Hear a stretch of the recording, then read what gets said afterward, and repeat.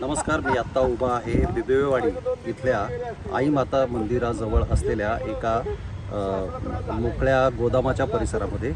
या ठिकाणी काल मध्यरात्री 12च्या सुमारास मोठ्या प्रमाणावर गॅस गळती झाली आणि साधारणपणाने 24 नागरिक त्याच्यामध्ये बाधित झाले. त्यांना श्वसनाला त्रास सुरू झाला आणि त्यांना क्रिटिकल अवस्थेमध्ये ससून रुग्णालयात उपचारांसाठी दाखल करण्यात आलं.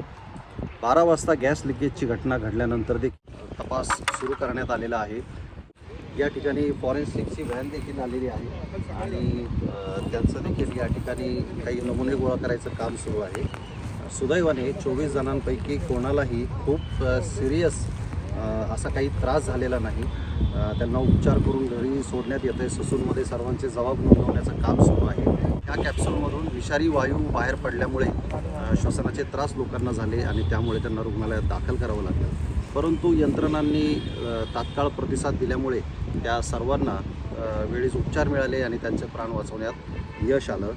आता इथून हे जे काही सर्व विषारी केमिकलचे कॅप्सूल्स या ठिकाणी पडलेले आहेत त्या देखील हलवण्यासाठी यंत्रणांनी संबंधितांना सूचना दिल्याचं पोलिसांनी सांगितलं. काल रात्री या परिसरातल्या लोकांना स्मेल येऊ लागलेला होता कोणत्या तरी एका गॅसचा.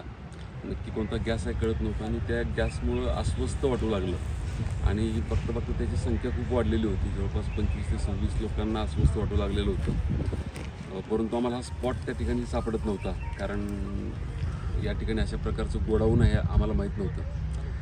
परंतु थोडंसं प्रयत्न केले, त्यानंतर लक्षात आलं की या ठिकाणी प्रकाश मुथा नावाचे ग्रहस्थ आहेत आणि त्यांचं हे गोडाऊन आहे. ते महानगरपालिकेमध्ये कॉन्ट्रॅक्ट घ्यायचे, वेगवेगळे कॉन्ट्रॅक्ट घेतात. जे पाणी शुद्धीकरणासाठी क्लोरीन लागतं त्याचंसुद्धा कॉन्ट्रॅक्ट त्यांच्याकडे होतं आणि त्याच्यासाठी आणून ठेवलेली टाकी बरेच दिवस इथंच पडून होती.